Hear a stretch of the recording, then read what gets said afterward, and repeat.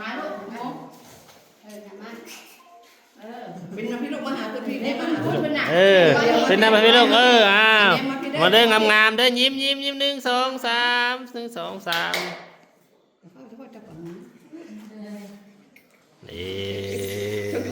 สมเสยด้วยสมเสยด้วยตัวมือสมเสยแนวใดบางเสื้อตัวมือสมเสยก่อนบางเสื้อทุกลงนี่จับบ่ค่อยเข้าใส่กระซาวเด้มาตู้เสียนใหญ่เงินอีกบาทนี่น่ะตู้เสียใหญ่เงินนี่บริจ่ายเงินนี่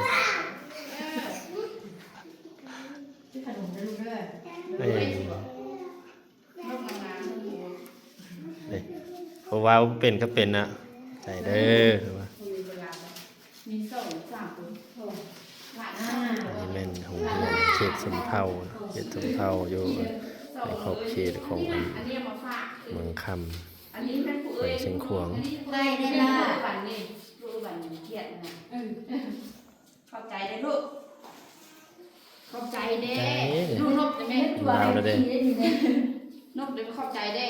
โอ้ยให้โตกันแม่เราน้อยก็อยู่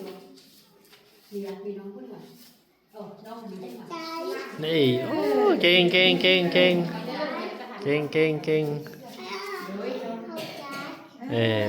บอกมู่ตื้มเด้อลูกเด้อผู้ใดบ่อ่านเข้าใจว่าขอบใจบอกมู่ตื้มเด้อนี่ให้มู่เราบอกขอบใจครบไปแล้วเนาะนกวันนี้นกความเดียวขอบใจเด้อน่ะให้ความมุ่งลูกขอบใจบ้านเด้อให้ความมุ่งให้ความมุ่งให้ความมุ่งความมุ่งก็คือเดียวขอบใจนะภาษาเดียวกันไปวันนี้จะไปห้องไม้เป็นห้องไม้อันนี้ห้องอนุบาลเนาะอนุบาลปอเพียนบายอันนี้มันห้องป.1 กับป.2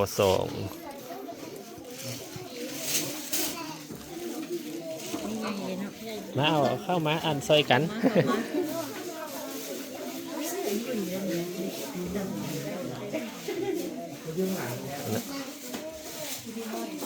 ไอ้น้องเขาก็กำลังย้ายเครื่องให้น้องๆเนาะให้เป็นเลือกเอาเขาจะได้หัวผู้ใดได้บ่ได้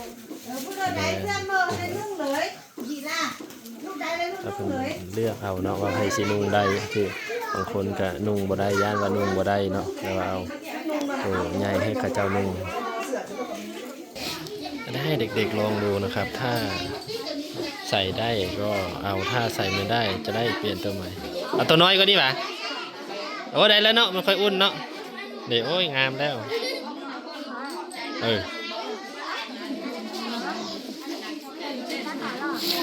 ได้แล้วเนาะงามแล้วโอเคปีหน้าก็นุ่งได้อีก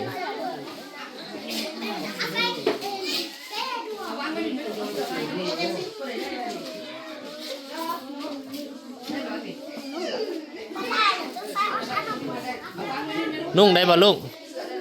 ลองเบิ่งได้คือมุดไปแล้วเปลี่ยนบ่ได้ได้จังได้ไปแล้วเปลี่ยนบ่ได้ได้มักไอ้บางนี่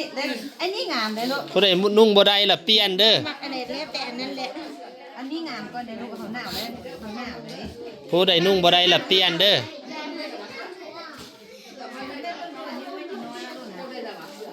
เขาจะนุ่งบ่ได้ล่ะเปลี่ยนเพราะว่าคันนั้นไปแล้วมันสิเปลี่ยนยากเนาะ